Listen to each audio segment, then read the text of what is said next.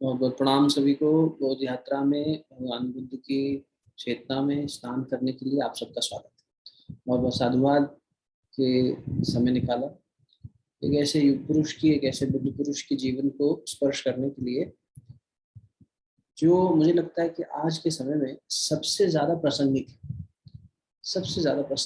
लगते हैं। मतलब हर अवतार ने हर श्रेणी के बातें कही हैं, सिखाया है, जीवन को आगे बढ़ाने के सूत्र दिए हैं।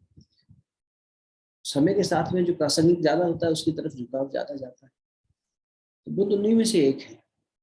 जैसे कृष्ण की गीता आज भी स्थिर है, पतंजलि योग दर्शन में महर्षि पतंजलि के योग सूत्र, ऐसे ही भगवान बुद्ध के जीवन के प्रति और इसके उत्थान के प्रति क्या उनके समीकरण थे, क्या उनका भाव था, क्या उनका प्रशिक्षण की शैली थी, क्या थे बुद्ध की हमारी ये यात्रा बुद्धत्व की तरफ हमें लेके जाए, इस भाव से एक छोटा सा प्रयास कर रहे हैं। सामूहिक प्रयास है। आप लोग भी अपने अपने अनुभव शेयर कीजिएगा, क्योंकि बुद्ध कहीं ना कहीं हम सब में है, क्योंकि हम बुद्धिजीवी है ना। भावुक लोग भी हैं, भावनात्मक लोग भी हैं, लेकिन बुद्धि भी इस्तेमाल करते हैं। संशय भी आता है, विश्लेषण की कला भी आती है, सब कुछ है। तो we are more intellectual at times. तो ये द्वंद्व हमेशा अंदर बना रहता है कि बुद्धि को फॉलो करें, मन को फॉलो करें, किसकी आवाज़ ज़्यादा सही है। ऐसे में भगवान बुद्ध हमारे लिए एक प्रकाश स्तंभ की तरह खड़े दिखाई देते हैं। जैसे बीच समुद्र में एक लाइट हाउस बड़े से बड़े जहाज को असर दिखा देता है, रास्ता दिखा देता है, वैसे ही भगवान बुद्ध का प्रकाश स्तंभ हमें भीतर की दिशा दे सके, गति दे सके। इस भाव से एक बोध यात्रा आज अमावस्या की रात्रि से शुरू कर रहे हैं। आज अमावस्या है, जब अंधेरा भी एक्सट्रीम पे हो, चंद्रमा की चांदनी भी उपलब्ध ना हो, ऐसी तिमिर की रात में, ऐसी तमस की रात में, यहाँ से पूर्णिमा की चंद्रमा तक एक छोटी सी यात्रा करते हैं। आज ही हम लोग जब देख रहे थे पीछे मुड़कर, तो कुछ ऐसा सौभाग्य देखा कि हर साल इस समय पर कुछ नया प्रकरण जुड़ता है। 2 साल पहले संत कबीर के जीवन में स्पर्श किया था। कबीर कार्निवाल हम लोगों ने सेलिब्रेट किया था। आप लोगों को याद होगा, जो पुराने जुड़े हुए हैं साथ में, कि कितना हमने कबीरदास जी के जीवन को, उनकी सीख को समझने का प्रयास किया था। पिछले साल भगवान हनुमान जी के जीवन चरित्र को समझा था, हनुमान चालीसा के माध्यम से, कि क्या है हनुमान का व्यक्तित्व, क्या उनकी शक्ति है, किस तरह से उसे अपने जीवन में कंटेम्पलेट कर सकते हैं। तो एक भक्ति का भाव एक दिशा में बढ़ा। उससे पहले गॉड लिव्ड विद देम पढ़ी थी, ठाकुर रामकृष्ण परमहंस और उनके अनुयायियों के बारे में, उनके 16 डिसाइपल्स के बारे में। तो ऐसे अनेक प्रकरण बनते चले गए, और संभव इसी समय के आसपास अब हम फिर से एक उसी ज्ञान को नई दृष्टि से पढ़ने की कोशिश करेंगे। उसी ज्ञान को, मतलब सभी गुरुजनों ने, सभी संत जनों ने एक ही बात कही, तरीके अलग अलग रहे, सीख अलग अलग रही, प्रायोरिटीज अलग अलग रही, क्योंकि समय की मांग अलग अलग रही, तो तरीके अलग हो गए। यदा यदा ही धर्मस्य ग्लानिर्भवति भारत, जैसे जैसी आवश्यकता होती है वैसा वैसा समाधान लेकर परमात्मा आते हैं। बस बुद्ध एक ऐसा समाधान लेकर आए जो कुछ समय तक समझ में नहीं आया लोगों को। ईसा आए, लोगों को समझ में नहीं आया कि ईसा मसीह कौन थे। युग पुरुष आते हैं, अवतार पुरुष आते हैं, उस समय नहीं समझ में आता। कौन जानता था कि नरेंद्र इतना बड़ा विस्फोट कर देंगे और स्वामी विवेकानंद युग पुरुष के रूप में उभर के आएंगे। उस समय के लोगों को नहीं पता था, उनके गुरु भाइयों को भी शायद नहीं मालूम था इतना बड़ा एक धमाका वो कर देंगे विदेश में जाके, और पूरी दुनिया को एक संस्कृति की राह दिखा दी। बहुत बार नहीं पता होता कि युग पुरुष, देव पुरुष हमारे बीच में आते हैं, देवदूत आते हैं, लेकिन हम पहचान नहीं पाते। ठाकुर रामकृष्ण परमहंस के भांजे हृदय उन्हें पहचान ही नहीं पाए, इतनी उनकी ख्याति हो गई तब भी नहीं पहचान पाए। अंत समय में पहचान जाए तो भी बड़ी बात है व्यक्ति। तो ये दृष्टि मिल पाना, ये बोध हो पाना, ये परमात्मा की कृपा से ही होता है। ये अमावस्या की इस तपस से भरी हुई रात्रि में, अंधकार से भरी हुई रात्रि में, जब हमारे भीतर भी अंधकार ज्यादा है, प्रकाश कम, मनुष्य व्यथित है, ऐसे में हम पहले सविता की आराधना करें, प्रकाश की आराधना करें, गायत्री महामंत्र करेंगे, गुरु मंत्र करेंगे, और उसके बाद भगवान बुद्ध से प्रार्थना करेंगे, हे बुद्ध हमें अपनी शरण में ले लें। बुद्धम शरणम गच्छामि, धम्मम शरणम गच्छामि, संघम शरणम गच्छामि। बुद्ध की शरण में जाए, बुद्धि से बोध की शरण में जाए। सिर्फ बुद्धि तक रह जाएंगे तो फिर यही आदमी बुद्धि के प्रपंच में कितना फंस जाता है। इस बुद्धि का परिमार्जन करके बोध तक पहुंचने की यात्रा है बोध यात्रा। हे अर्जुन, मैं बुद्धि से परे हूं, किंतु बुद्धि से प्राप्त किया जा सकता है। मतलब जिस बुद्धि से तू प्राप्त करना चाह रहा है उससे नहीं होगा, इससे तो परे हूं, इससे नहीं समझ में आएगा। इस बुद्धि को थोड़ा सा और रिफाइन करिए। इंटेलेक्ट जब रिफाइन हो जाती है तो वही प्रज्ञा होती है, रिफाइंड इंटेलेक्ट। गुरुदेव माता जी की समाधि स्थल शांति कुंज में प्रखर प्रज्ञा सजल श्रद्धा, प्रखर प्रज्ञा सजल श्रद्धा, प्रखर प्रज्ञा रिफाइंड इंटेलेक्ट, प्रज्ञा जागृत हो गई, और सजल श्रद्धा ऐसी श्रद्धा जो लाठी मारने पर भी ना टूटे, एटमोस्ट डिवोशन। सजल, जल में लाठी मारे जल टूटेगा क्या? ऐसी भावना होनी चाहिए, ऐसी श्रद्धा होनी चाहिए, ऐसा डिवोशन होना चाहिए, और ऐसी प्रज्ञा भी होनी चाहिए। गुरुदेव कहते थे अगर प्रज्ञा नहीं होगी, इंटेलेक्ट नहीं लगाई रिफाइंड वाली, तो तुम्हें कोई भी बुद्धू बना देगा, तुम्हारी श्रद्धा का कोई भी दोहन करेगा, शोषण करेगा। और अगर तुम्हारे अंदर प्रज्ञा ही प्रज्ञा है और भावना नहीं है, तब भी तुम्हारे में ईगो आने का परेशानी हो सकती है। दोनों का बैलेंस, भावनाओं का भी और ज्ञान का भी, भक्ति का भी ज्ञान का भी अच्छा बैलेंस जब होता है तो कोई विवेकानंद बन सकता है। ज्ञान के शिखर पर बैठे मेरे नरेंद्र का जब भक्ति का कमल उदय होगा, तब देखना संसार देखता रह जाएगा। ठाकुर रामकृष्ण दावा करते थे ऐसा। ये ज्ञान के शिखर पर पहुंच चुका है, लेकिन भक्ति इसमें अभी खिली नहीं है, एक बार खिल जाएगी तब देखना। मेरी माँ को नहीं मानता अभी, अपनी ज्ञान बुद्धि लगाता है, लेकिन जिस दिन इसका भाव परिवर्तन हो जाएगा उस दिन देखना क्या जगेगा, क्या चमकेगा। हमारे अंदर ये बैलेंस बन सके, इस भाव से गायत्री माता का गायत्री मंत्र के माध्यम से आवाहन करेंगे, चिंतन करेंगे, प्रणाम करेंगे। ये भाव करिएगा जो मंत्र कह रहा है, ऋषि उद्घोष कर रहा है गायत्री मंत्र के माध्यम से, क्या तत्सवितुर्वरेण्यम। हम उस सविता का, उस प्रकाश का वर्ण करते हैं, और जहाँ प्रकाश है वहाँ गर्माहट है, अग्नि है, और जहाँ अग्नि है वहाँ शोधन होगा, रिफाइनमेंट होगा। तपस्या की अग्नि से संस्कारों का शोधन। तो हम आपका वर्ण करते हैं, हमारे अंदर वो प्रकाश जब उतरे तो हमारे भीतर का देवत्व जाग उठे, हमारे अंदर की अच्छाई जाग उठे, और अंदर का तमस दूर हो जाए, और हम सब के लिए कल्याण की प्रार्थना करें। धियो यो न प्रचोदयात्, हम सबकी बुद्धि परिमार्जित हो जाए, प्रज्ञा में बदल जाए, नेक रास्ते पर आगे बढ़ चले। इस भाव से गायत्री महामंत्र को धारण कीजिएगा। सभी से नम्र प्रार्थना, शरीर को स्थिर करके बैठे, दोनों हाथ गोद में रख लें, नेत्र कोमलता से बंद, जिह्वा को, टंग को अपर पैलेट पे, ऊपरी तालू पे स्पर्श करा, शरीर को अब स्थिर कर लिया। यहाँ से गायत्री महामंत्र बोला जाएगा, आपको सुनना मात्र है, बस भाव करना है। सारा स्थान, सारा ध्यान अपने हृदय स्थान पर ले आना, हृदय स्थान, हृदय कमल, यहाँ पर हृदय स्थान पर परमात्मा का दिव्य पुंज, प्रकाश पुंज मैं धारण कर रहा हूँ, है मेरे अंदर, उसको और प्रकाशित करो। वो दिव्यता अप दीपक भव, भीतर में ही दीपक जला हुआ है, उस दीपक को स्नेह का घृत प्रदान करना है, श्रद्धा का घृत प्रदान करना है, तो और चमक उठेगा। उसी दीपक को वो प्रकाशित कर रही है सविता और ज्यादा, ऐसा भाव करो। ओम भूर्भुवः स्वः तत्सवितुर्वरेण्यं भर्गो देवस्य धीमहि धियो यो नः प्रचोदयात्। ओम गुरुर्ब्रह्मा गुरुर्विष्णु गुरुरेव महेश्वरः गुरु साक्षात् परब्रह्म तस्मै श्री गुरुवे नमः।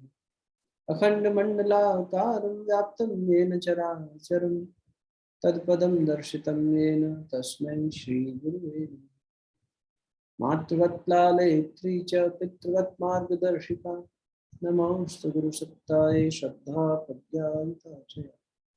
ॐ आयातु वरदे देवी त्रयक्षरे ब्रह्मवादिनी गायत्री छन्दसां मातः ब्रह्मयूने नमोऽस्तुते, ब्रह्मयूने नमोऽस्तुते। इसी शांत अवस्था में बैठे रहें, मनी मन भगवान बुद्ध से प्रार्थना, बुद्धं शरणं गच्छामि। हम उस प्रज्ञा की, उस बोध की शरण में जाएं। धम्मं शरणं गच्छामि, धम्मम, अंतरात्मा की पुकार। जागरूकता, उसकी शरण में जाना, बोध की शरण, प्रकाश की शरण में जाना, सविता की शरण में जाना, संगम शरण में बचा, उसी प्रकाश का संग करें। जिसमें वो प्रकाश ज्यादा है उन तक ज्यादा जल्दी पहुंचे, और उन संतों के जीवन से, उन गुरुजनों के जीवन से प्रेरणा पाकर अपने दीपक खुद बन सके, ऐसी मनी मन प्रार्थना करते हुए कण कण में व्याप्त परमात्मा सत्ता को नमन करेंगे। ओम नमोस्तनंताय सहस्रमूर्तये सहस्रपादाक्ष शिरोरुबाहुवे सहस्रनाम्ने पुरुषाय शाश्वते सहस्रकोटियुगधारिणे सहस्रकोटियुगधारिणे। दोनों हथेलियों को आपस में मले, प्राप्त हुई दिव्यता को, गर्माहट को मुखमंडल पर स्पर्श कराएं, अपने हृदय स्थान पर स्पर्श कराएं। एक बार पुनः सभी का स्वागत। बोध यात्रा में सभी को प्रणाम और बहुत बहुत साधुवाद कि आप लोगों ने समय निकाला। एक ऐसे व्यक्तित्व की, एक ऐसी शक्ति की उपासना करेंगे हम इन दिनों में इस यात्रा के माध्यम से, जिसे अगर यूं कहा जाए कि जब आए थे वो एक प्रकार से घिसी पिटी परंपराओं के आधार पर धर्म का पतन हो गया था। धर्म मतलब एक मार्गदर्शन, एक कंडक्ट का तरीका, और वो तरीका जो है वो अपने आप में इतना गड़बड़ा गया था रूढ़िवादिताओं के नाते और घिसी पिटी परंपराओं के नाते, संशोधन नहीं हो पा रहा था। भगवान ने कहा जहां जहां दिक्कत आने लगती है वहां संशोधन के लिए मैं आता हूँ, और ज्यादा बेटरमेंट के लिए, और वो संशोधन नहीं हो पा रहा था। कुछ शास्त्रों की बात करके, कुछ वेदों का आधार बना के, कुछ ग्रंथों को आधार बना के जो सही चीजें बताई जानी थी वो ना होती, एक कर्मकांडीय स्वरूप बन गया था समाज का। और जो भाव प्रधान होना चाहिए, जो देवत्व प्रधान होनी चाहिए हमारी क्रियाएं, वो ना होकर उटपटांग, जो जिसको जैसा समझ में आया वैसा करने लगा। ये होता है कई बार कि जो वास्तविक टीचिंग है वो ना समझ के गलत हो जाना, उसका एक तरह से डिविएशन हो जाना, तो डिसओरिएंटेड हो गया था समाज। ऐसे में भगवान एक नए स्वरूप में आए। बुद्ध को कुछ लोग ऐसा कहते हैं कि बुद्ध भगवान के रूप में नहीं कहे जा सकते। बुद्ध को हम एक ये मान सकते हैं कि एक मनुष्य की पूर्ण संभावना क्या हो सकती है, बुद्ध वहां तक पहुंचे। ठीक है, ये दृष्टिकोण भी अच्छा लगता है देखने में कि एक राजकुमार का जीवन है और उससे फिर एक पूरे संत का जीवन है, बुद्धत्व तक पहुंचे हुए व्यक्तित्व का जीवन। ऐसा नहीं है कि कोई अवतार जैसा उनका जीवन की लीलाएं दिखी हो पहले, ऐसा कम देखने को मिलता है। इसलिए बुद्ध को कुछ लोग अवतारों की श्रेणी में नहीं देखते। अपना अपना तरीका है, उसमें कोई बहस की जरूरत भी नहीं। हमें तो सीखना है बुद्ध के जीवन से। भगवान बुद्ध कह ले या सिर्फ बुद्ध कह ले, जैसा मर्जी संबोधन कर ले। देखो, बुद्ध को कुछ लोग दार्शनिक कहते हैं। मुझे लगता है हमें उन्हें दार्शनिक नहीं, उन्हें दृष्टा कहना चाहिए। क्या अंतर है? दार्शनिक वो व्यक्ति हुआ जो देखेगा किसी चीज को और अपने कंटेम्पलेशन करके प्रस्तुत करेगा। वो एक विचार लेके बैठा है दार्शनिक, उसने एक विचार लिया और उसके ऊपर कंटेम्पलेट कर रहा है।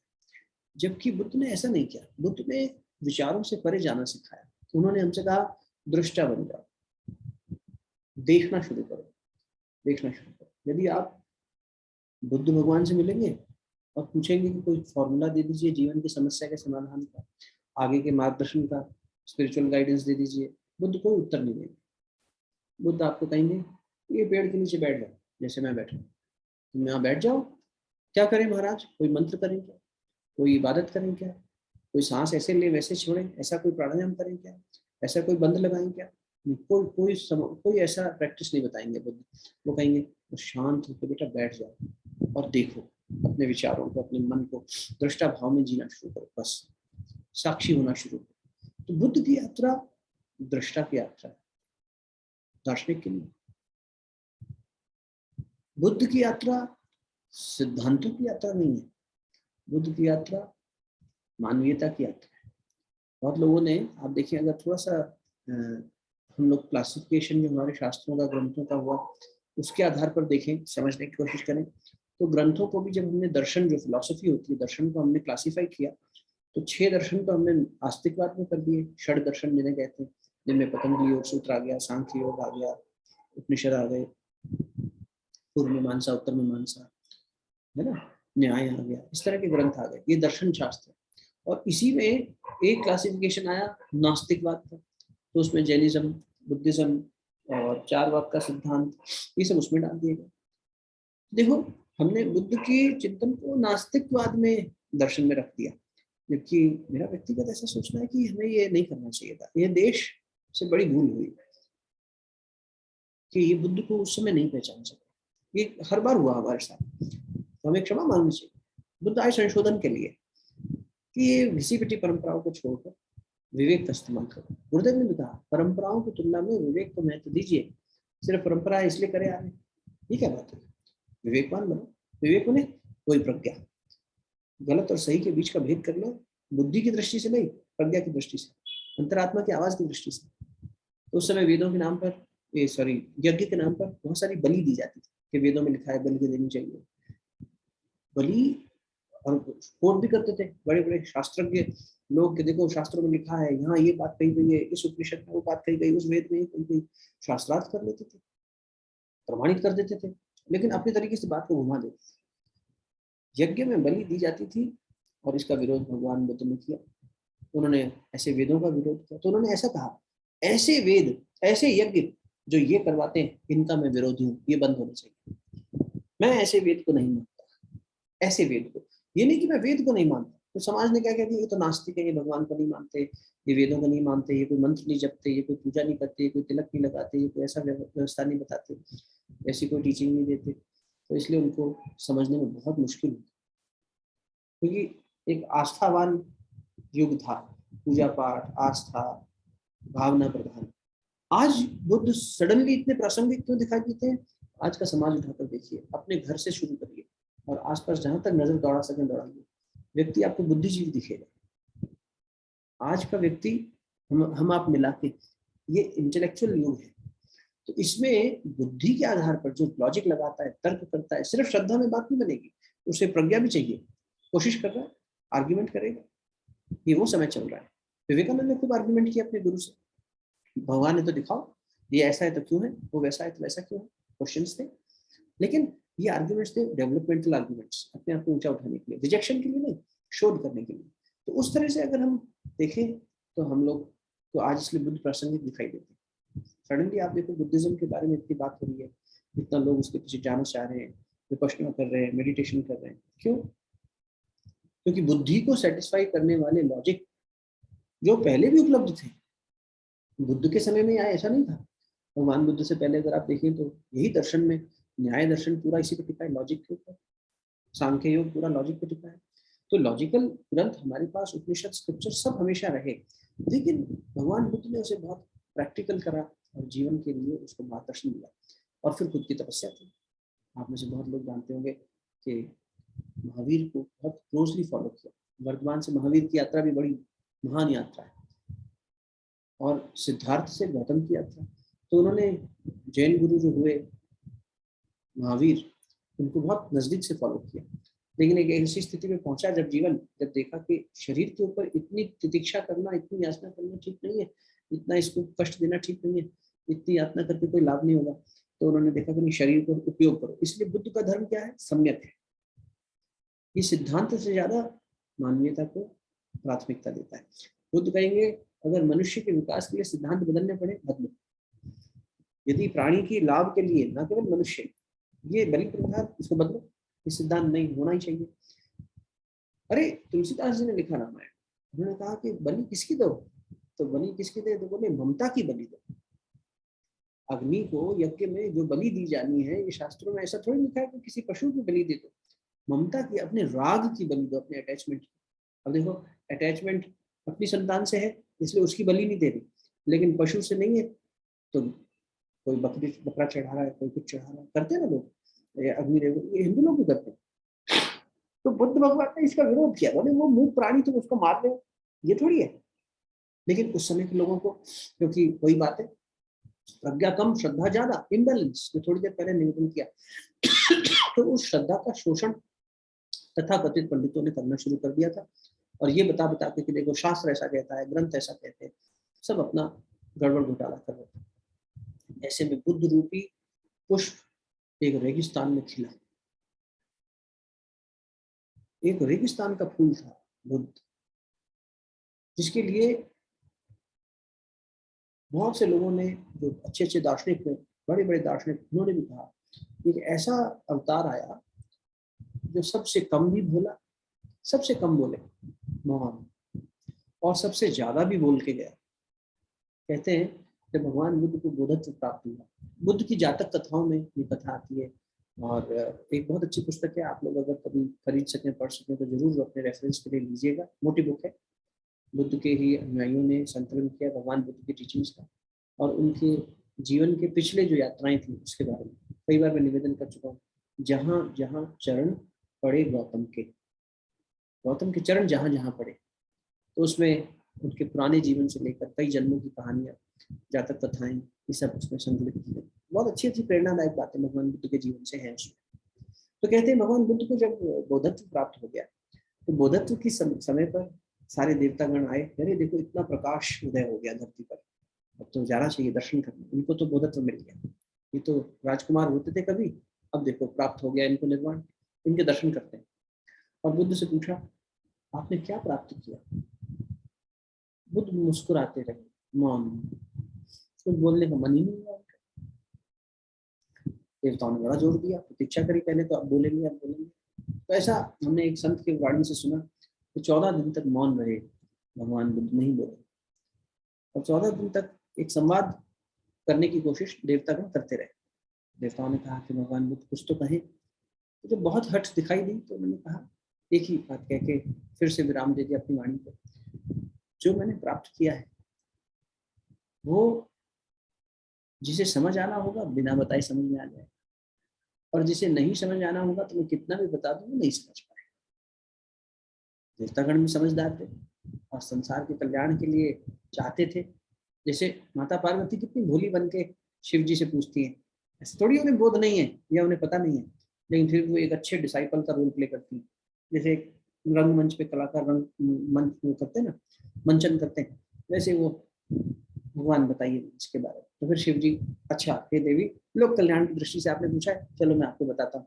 कितनी सारी बातें समाज के कल्याण के लिए भोले बन के पूछ ली। जैसे माता पिता घर में कहते हैं बच्चे को सिखाने के लिए, तो पत्नी अपने पति से कहती है, अच्छा सुनिए ये कैसे होगा जरा आप बताइए। ऐसा नहीं है कि वो नहीं सिखा सकती बच्चे को, उसे लगता है ये मेरी बात को हो सकता है ममता के नाते मेरे से ज्यादा लगाव रखता है, उतनी वैल्यू ना करे। पिताजी कभी कभी बताते हैं तो उनकी बात को समझे, तो ऐसा रोल प्ले करती है। ऐसे ही देवताओं ने रोल प्ले किया। उन्होंने कहा कि भगवान आपकी बात समझ में आ गई कि जो समझदार हैं उनको समझाने की जरूरत ही नहीं, वो खुद ही समझ जाएंगे, और जो मूढ़ हैं उनको कितना भी समझा लो वो नहीं समझेंगे। लेकिन ये दो ही कैटेगरीज तो नहीं है, कुछ ऐसे भी हैं जो ना पूरी तरह अज्ञानी हैं और ना पूरी तरह ज्ञान को प्राप्त किए, बोध को प्राप्त किए। उनके हित के लिए बता दीजिए, जो वर्क इन प्रोग्रेस है। कुछ तो संसार में ऐसे लोग हैं जो घोर तमस में पड़े हैं, जिन्हें इस दिशा में चिंतन करने की इच्छा ही नहीं है। कुछ ऐसे हैं जो थोड़ा बहुत सोचते हैं, कुछ करना चाहते हैं, कभी ये रास्ता कभी वो रास्ता, जो ढूंढ रहे हैं, कुछ सीकिंग में है, तो उनकी शोध जारी है, पहुंचे नहीं। और कुछ एक ऐसे हैं गिने चुने जो पहुंच गए। तो जो पहुंच गया है वो ये वर्क इन प्रोग्रेस वालों की तो मदद कर दे, और जो मूड है चलो उनका भी समय आएगा, उनकी भी कृपा हो जाएगी। भगवान मुस्कुरा दिए, समझ गए, बोले अब ये वास्तव में जानना चाहते हैं। फिर बुद्ध ने कहना शुरू। तो बुद्ध का संवाद आप देखेंगे तो मौन का संवाद भी है, बुद्ध का संवाद ऐसा भी है जिसमें उन्होंने बहुत सारी चीजें सिखाई। इस यात्रा में उन चीजों को लेके चलेंगे। धम्म पाठ, धम्म, धम्म मैंने उनकी जो टीचिंग्स थी, कैसे हमें जीवन जीना चाहिए, मन को कैसे देखना चाहिए, उस पर चिंतन करेंगे। लेकिन एक बहुत सुंदर घटना आज पहले दिन के सत्संग में आपके सामने प्रस्तुत करना चाहता हूँ। बीच बीच में उनके जीवन प्रसंग भी लेंगे। एक बार बुद्ध बहुत बड़ी सभा को संबोधन करने के लिए, जब उनका शिष्यगण काफी हो गए, कहते हैं 10,000 शिष्य से ज्यादा शिष्य हो गए थे एक समय में उनके पास, और जब चलते थे तो पूरा पूरा ऐसा लगता था कि पूरा लश्कर चल रहा है बुद्ध का। और बुद्ध भगवान जब संबोधन देने के लिए बैठे तो सभा प्रतीक्षा कर रही थी या कुछ कहेंगे। बुद्ध भगवान ने पुष्प हाथ में लिए, देखते रहे, थोड़ी देर देखे, सब लोग सोचे अब कुछ बोलेंगे, अब कोई बात होगी, अब यहाँ से कोई बात कही जाएगी, आज कुछ नया संबोधन होगा। हर बार लगता है ना, आज सत्संग में ये बात होगी, आज सत्संग में ये बात होगी, लेकिन बुद्ध ने ऐसा कुछ भी नहीं किया। वो फूल को निहार रहे, देखे जा रहे। थोड़ी देर बाद खलबली मचने लगी, लोगों के मन ही मन आपस में कानाफूसी करने लगे। क्या बात है, परेशान है क्या, किसी चिंता में है क्या, किस बात की प्रतीक्षा कर रहे हैं, क्या कोई आने वाला है, इत्यादि इत्यादि लोगों के मन में संशय उठने लगे। उन 10,000 से अधिक लोगों के ही शिष्यों की जो सभा थी, उसमें एक शिष्य बैठा था, सिर्फ बुद्ध को निहार रहा था, जिसके मन में कोई संशय नहीं उठ रहा था, जिसके मन में कोई हलचल नहीं उठ रही थी। उनका नाम था महाकश्यप। महाकश्यप बुद्ध को निहार रहे थे, बुद्ध पुष्प को निहार रहे थे। कुछ पलों बाद बुद्ध ने महाकश्यप की ओर देखा, उन्होंने उनके पास बुलाया। महाकश्यप उनके पास पहुंचे, मौन में ही संवाद हो रहा है। फिर धीरे से बुद्ध ने पूछा, मैं इस पुष्प को देख रहा था, तुम क्या कर रहे हो? तो भगवान बुद्ध के इस बात को सुन के महाकश्यप बोले, मैं भी एक पुष्प को देख रहा था जो मेरे सामने बैठा है, मैं इस महापुष्प को देख रहा था, इस पर निहार। भगवान बुद्ध ने कहा, मैं सिर्फ इस पुष्प को देख नहीं रहा था, इससे बात भी कर रहा था। ये पुष्प अपनी वाणी में मुझसे कुछ बता रहा था और मैं इसे निहार रहा था, देख रहा था। महाकश्यप बोले, मैं भी उस महापुष्प की चेतना में स्नान कर रहा था, मौन में ही मुझे आनंद मिला। आपके पीछे आपको दिख रहे होंगे यहाँ रमन महर्षि, समकालीन अभी के हुए, ज्यादा पुराने नहीं, उसकी सेंचुरी की थे, 20वीं शताब्दी के संतों में गिने जाते हैं। और कहते हैं 40 साल अपने जीवन में उन्होंने मौन बिताया। पुणे से अहमदनगर की तरफ जाते हैं तो एक संत का स्थान आता है, वो भी कहते हैं 39 साल जो है अपने जीवन के उन्होंने अंतिम 39 ईयर्स मौन में बिताए। तो ऐसे संत हैं हमारे देश में, आज भी हैं, जिन्होंने मौन की शक्ति से संवाद किया, वाणी को मौन कर दिया, मन को मौन कर दिया, लेकिन फिर भी चेतना का चेतना से संवाद, चेतना का चेतना से स्पर्श बना रहा। सभा समाप्त हो गई, सब लोग परेशान, हमसे तो कोई बात नहीं करी कि महाकश्यप जी के पास बुला के कुछ कहने लगे, ये क्या बात हुई। तब बुद्ध ने सबके मन को शांत करने के लिए समझाया। तब उन्होंने ये भेद खोला कि देखो, हमारा तो मौन संवाद चल रहा है, जहाँ तुम लोग इस बात की प्रतीक्षा कर रहे थे कि मैं शब्दों का सहारा लूंगा, वहां ये मेरी चेतना को स्पर्श कर पाया, मैं इसकी चेतना को स्पर्श कर पाया, और ना केवल इसकी, मैं इस पुष्प से भी बात कर लिया। तो बुद्ध बहुत मौन रहे। बुद्ध ने बहुत ज्यादा नहीं बोला, लेकिन उस मौन में ही उनका संवाद इतना ज्यादा है कि बड़े बड़े दार्शनिक लोग ये कहते हैं कि बुद्ध जैसा कोई नहीं बोला इस युग में, बुद्ध जैसी बात कहने वाला या इतना कहने वाला कम ही कोई दिखाई देता है। तो कितना सुंदर जीवन, और कहाँ से शुरू हुआ, सोच कर देखिए। आप सब गृहस्थ जीवन के लोग हैं, कभी अपने घर को छोड़कर जाना और कुछ दिनों बाद उसकी याद ना, कुछ दिनों बाद हम काम से जाते तो याद आने लगती है, अरे घर वाले। अब तो खैर हर समय हम फोन से संपर्क में रहते हैं, पहले भी लोग जाते थे चिट्ठी पत्री से, कोई बार बार याद तो आती थी, कुछ तो संवाद करने का मन करता था। क्या बुद्ध के जीवन में, बुद्ध तो बहुत बाद में आया, सिद्धार्थ जब अपने घर से चले तो अपने राजपाट को, अपने महल को, अपनी पत्नी को, अपने इतने अच्छे बालक को, राहुल को छोड़कर जाना उनके लिए संभव हुआ होगा या इतना आसान रहा होगा? नहीं, बहुत कष्टकारी है। ऐसे में कोई व्यक्ति सब छोड़कर चलता है, कितना बड़ा ऋण है हमारे ऊपर, और वो उस यात्रा पर इतनी शोध करता है, इतनी शोध करता है। एक दृष्टि से बात ठीक है कि बुद्ध एक खिला हुआ वृक्ष है पूरी तरीके से, एक ऐसा बीज जो अपने फुलेस्ट पोटेंशियल पे पहुंच गया, तो वो पहुंच गया अवतारों की श्रेणी में, भगवान की श्रेणी में। क्यों? वो लगा रहा शोध में, पूरी तरह से लगा रहा, अपना सब कुछ निछावर कर दिया। ऐसे भगवान बनने तक की उसकी यात्रा, या नर से नारायण की यात्रा, उस राजकुमार की, ये बुद्ध की यात्रा है। और देखो कितना बड़ा दायित्व, अगर फेल हो जाते, पूरी ईमानदारी से नहीं करते समर्पण, तो भी बात ठीक नहीं थी। तो इसलिए उन्होंने सब कुछ निछावर किया, नहीं मुझे ये शोध करनी, प्राप्त करना ही है बोधत्व को, और प्राप्त करने के बाद संसार को भी दिया।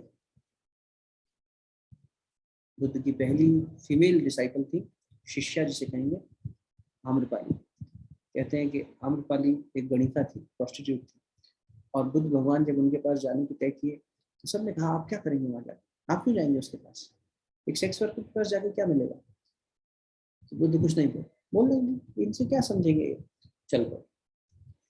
फिर वहां पहुंचने की खबर आई आम्रपाली के पास कैसे से, तो उन्होंने दरवाजा बंद रखा। बुद्ध ने बाहर से आवाज दी, भगवती भिक्षाम देही, अरे आप मेरे द्वार पर, आपको शोभा नहीं देता, आप यहाँ क्यों? तो भगवान बुद्ध ने जो उत्तर दिया उससे आम्रपाली ने सब सब पाप धुल गए, आम्रपाली के सब एप्रीहेंशन हट गए, सारी बुद्धि पिघल गई और क्या भाव जागा। तो बुद्ध बुद्धि से शुरू करके भावना को स्पर्श करते थे, ये एक अलग ही प्रयोग था। यूजुअली क्या होता है, हम भाव को स्पर्श करते हैं और फिर बुद्धि को परिमार्जित करते हैं, लेकिन यहाँ बुद्ध ने अलग अलग ही प्रयोग करके दिखाया कि नहीं, तुम बुद्धि से सोचते हो, चलो मैं बुद्धि को स्पर्श करके तुम्हारे भाव जगा दूंगा। तो बुद्ध नास्तिक नहीं थे, एक गहन अन्वेषण का विषय है बुद्ध का टीचिंग्स। तो भगवान बुद्ध ने कहा, एक पिता को अपनी बेटी से मिलने के लिए क्या किसी की शुभ अशुभ की चिंता करनी पड़ेगी, कि मुझे शोभा देता है कि नहीं देता, किसी की परमिशन लेनी पड़ेगी। और आम्रपाली वहीं पिघल गई। तुम्हारे, आप मेरे अंदर एक बेटी को देख पा रहे हैं, आप मेरे अंदर एक चेतना को देख पा रहे हैं, ये भाव इतना सुंदर आपका, लोग मुझे भोग की वस्तु की तरह देखते हैं। और वो समर्पित कर दिया उसने अपना जीवन बुद्ध। और फिर बुद्ध की बताई हुई बातें लोगों तक बता दी कि ऐसा भी कोई है।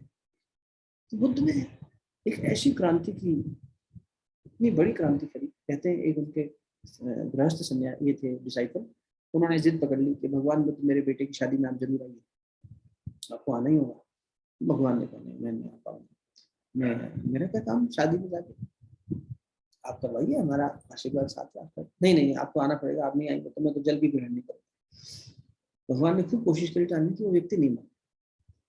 जब कहते हैं भगवान बुद्ध अपने शिष्यों के साथ वहां पहुंचे, तो अग्नि के सामने फेरे लेने वाले थे वर वधू। जैसे ही उस दूल्हे ने देखा कि भगवान बुद्ध आए, प्रणाम करने से पहले ही उसके मन में भाव जागा कि मैं सब छोड़ के इनका शिष्य बन गया। और वो विवाह वेदी को छोड़कर उनका डिसाइपल बन गया, संन्यास धारण कर लिया, गृहस्थ में प्रवेश ही नहीं किया उसने। तो उसके पिताजी बेचारे परेशान हो गए, कह रहे ये क्या हुआ, कहते तो शादी होने वाली थी इसकी, अभी गृहस्थ जीवन में प्रवेश करने वाला था, ये सन्यासी बन गया।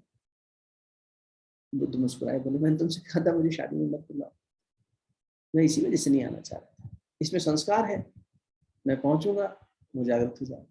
बुद्ध जहां हो वहां वैराग्य न जागे, बुद्ध जहां हो वहां मौन का गहरा संवाद न जागे, बुद्ध जहां हो वहां परम शांति न जागे, ऐसा हो नहीं सकता। ये बुद्ध की शक्ति है, भगवान बुद्ध। इसीलिए हमें दृष्टा बनने के ऊपर बार बार जोर देते हैं। तुम कौन हो ये जानो, रमन महर्षि बार बार कहते हैं कोहम कोहम कोहम। और फिर कुछ लोग ऐसा कहते हैं कि बुद्ध के बाद में, क्योंकि बुद्ध की टीचिंग्स भी ठीक से नहीं समझ में आई संसार को, तो शंकराचार्य जी को फिर आना पड़ा, संसार नास्तिक होने लगा, शंकराचार्य जी के रूप में भगवान फिर आए और फिर वापस कर्मकांडी स्वरूप की स्थापना की गई। इस तरह की बहस होती है संसार में, अपना अपना तरीका है सोचने का, और मुझे तो लगता है दोनों कहीं भी अलग नहीं है। शंकराचार्य खड़े हैं 6 साल की अवस्था में, गोविंद वल्लभाचार्य जी पूछ रहे नर्मदा के किनारे या गोदावरी नदी के किनारे, कौन हो? तो निर्वाण षटकम गा के बता रहे हैं कि मैं ये भी नहीं हूँ, मैं ये भी नहीं हूँ, मैं ये भी नहीं हूँ, मनोबुद्धि अहंकार चित्तानि नाम। और इधर बुद्ध भी खड़े हैं, वो भी यही कह रहे हैं, मैं ये भी नहीं हूँ, मैं तो देख रहा हूँ बस, मैं तो देखने वाला दृष्टा, हम निर्विकल्प निराकार रूप। वो अपनी भाषा में कह रहे हैं, अपने तरीके से कह रहे हैं, ये अपने तरीके से कह रहे हैं, बात तो एक ही है। आगे जाके तो शंकराचार्य और बुद्ध साथ ही खड़े हैं ना, कहाँ भिन्नता है दोनों, किसी प्रकार का कोई झगड़ा नहीं है। तो लोगों ने अपने अपने हिसाब से बना दिया, वहीं ले जाके खड़ा कर रहे हैं, तुलसी भी वहीं ले जाके खड़ा कर रहे हैं, कृष्ण भी, सब एक ही जगह, बस तरीका अलग है। बुद्ध कह रहे हैं तुम पहले अनुभव करो फिर तय करो। गीता का कृष्ण कह रहा है कि अर्जुन तो मेरी शरण में आ जा, पहले सरेंडर कर दे, फिर मैं अनुभव तुझे दे दूंगा, मुझ पर विश्वास रख, तेरा योग क्षेम मैं कर लूंगा और तुझे वो अनुभूति मैं प्रदान कर दूंगा। बुद्ध कह रहे नहीं, पहले अनुभव कर ले फिर तय कर, शरणागति होना है नहीं होना है, सब कुछ अपने आप हो जाएगा। तो ये अप्रोच अलग अलग हो सकती है, लेकिन दोनों आके एक ही जगह मिल रहे हैं, कहीं वो विपरीतता में नहीं खड़े। दूर खड़े होने का मतलब ये नहीं है कि दोनों एक दूसरे के पोल्स अपार्ट हैं या दूर हैं या जो एक दूसरे को कॉन्ट्राडिक्टरी, नहीं, they are complementary and they are reaching at the same point, meeting point दोनों का बराबर है सभी का। तो मुझे लगता है कि हमें बुद्ध को इस दृष्टि से देखना शुरू करना चाहिए कि जहाँ बुद्ध भी वही बात कह रहे हैं, दूसरे अवतार भी यही बात कह रहे हैं, वहीं खड़े हैं। राजा जनक अपने गुरु के पास जा रहे हैं, तब भी उसी दृष्टा भाव की बात पूछ रहे, कौन सत्य है? वो भिखारी जो सपने में दिखा, या मैं जो राजा? फर्स्ट टाइम कह रहे हैं दोनों ही असत्य है, ना ये सत्य ना वो सत्य। तो वास्तविक सत्य क्या है? बोले वो जो दोनों को देख रहा था उसको जाने। वो कौन है? बोले वही दृष्टा है, वो देख रहा है अंदर से, उसके साथ जुड़ो। तो वो जो दृष्टा भाव में जीने का अभ्यास है वो हमें करना आना चाहिए। ठीक है, थोड़ा थोड़ा अभ्यास भी रोज किया करें। आइए एक छोटा सा अभ्यास करते हैं, 10 मिनट का अभ्यास, जिसमें हम सिर्फ और सिर्फ देखने का अभ्यास करें, सिर्फ देखने का। क्योंकि अभी हम अभ्यास में हो सकता है अलग अलग स्तर पे हो, आप में से कुछ लोग बहुत समय से अभ्यास कर रहे हैं, कुछ लोग कम कर रहे हैं, कुछ लोग हमारे जैसे अबोध हो। तो हम क्या करेंगे, एक छोटा सा हेतु ले लेंगे, एक रीजन ले लेंगे, कोई एक एंकर पॉइंट ले लेंगे। सबसे अच्छा एंकर पॉइंट हो सकता है हमारी अपनी सांस जो चल रही है निरंतर। इसलिए भगवान बुद्ध ने कहा सांस पे ध्यान देगा तो वर्तमान में जिएगा, नहीं तो मन को भागेगा। वर्तमान में रहे, वर्तमान का सूचक सांस है। तो एक छोटा सा अभ्यास करते हैं आप सभी से निवेदन, अगर आपके आसपास थोड़ी सी आप ऐसी व्यवस्था बना लें तो कोई आपको डिस्टर्ब ना करे, अगले 8-10 मिनट हम शांत भाव में बैठेंगे और अपनी सांसों का ध्यान करेंगे। बीच बीच में जहाँ आवश्यक होगा मैं आपको इनपुट्स दे दूंगा। करना सिर्फ इतना है कि स्थिर होकर, शांत होकर, जरूरत पड़े आपको तो आप थोड़ा सा लाइट्स वगैरह डिम कर सकते हैं और अपने स्थान पर बैठ जाइए। जब तक मैं आपको बता रहा हूँ आप ये व्यवस्था बनाते रहिए शासन। और स्थिर होकर बैठने पर आप चाहें तो कुर्सी पे बैठ सकते हैं, चाहे तो जमीन पे आसन लगा के, चाहे तो अपने बिस्तर में बैठ सकते हैं। तो बैठकर सिर्फ एक ऐसे कंफर्टेबल पोस्टर में बैठना जो शरीर आपको कष्ट ना दे। बहुत ज्यादा कमर सीधी करने में कई बार हो सकता है कष्ट हो। अपनी अवस्था और अपनी व्यवस्था दोनों को ध्यान में रखते हुए शांत होकर बैठने का प्रयास करना। नेत्र बंद रखने की कोशिश करेंगे। भगवान बुद्ध का आधे नेत्र खुले रखो, आधे बंद रखो। वो व्यवस्था करनी हो वैसी कर लीजिए। ना पूरी तरह संसार को देखो, ना पूरी तरह संसार से विमुख हो। एक दहलीज पे खड़ा कर दिया उन्होंने, इधर भी दिख रहा है इधर भी दिख रहा है, दोनों तरफ का दृष्टा भाव जागृत कर लो। और क्योंकि अभी थोड़ा सा डिस्ट्रैक्शन ज्यादा हो सकता है तो पहले अंदर का दृष्टा भाव जागृत कर लेते हैं, बाद में उसी दृष्टि से देखेंगे संसार। नेत्र बंद करके बैठेंगे और सिर्फ अपनी सांसों को ऑब्जर्व करना।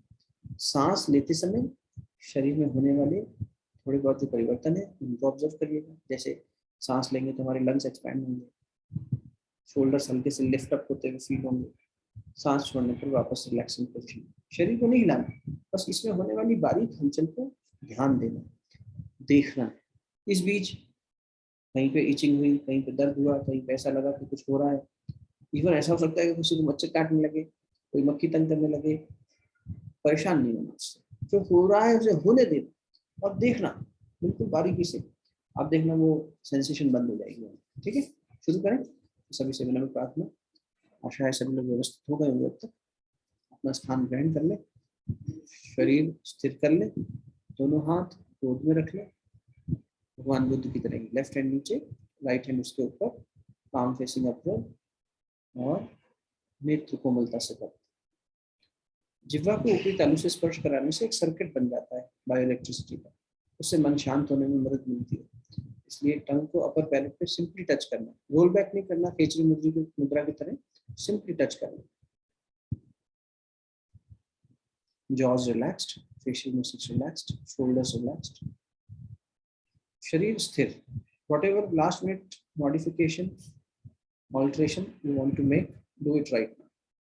After that, stop moving your body. केवल और केवल शरीर को स्थिर कर देना है और मन की आंखों से शरीर को देखना है। यहाँ से भी म्यूट किया जा रहा है, कोई इंस्ट्रक्शन अब आपको नहीं मिलेगी, आपको सिर्फ अपनी सांसों को बारीकी से देखना है। जब जब मन भटके आपको फिर से अपनी सांसों पर ही लेकर आना है। सांस के साथ मन को गति करने देना है, भीतर जाना है, बाहर आना, इतना ही ध्यान करना है सिर्फ। अभ्यास शुरू करेंगे।